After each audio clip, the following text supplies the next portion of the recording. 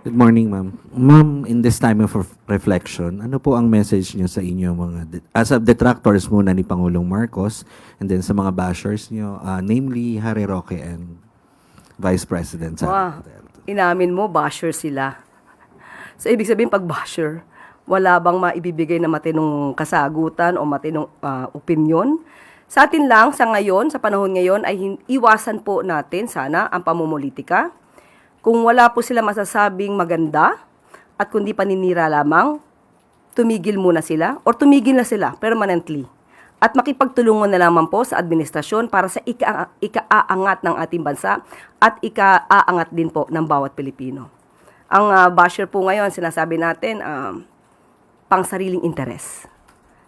Para po magiba, masira ang gobyerno. Hindi po yan na napapanahon sa mga kasalukuyan nangyayari sa ating bansa.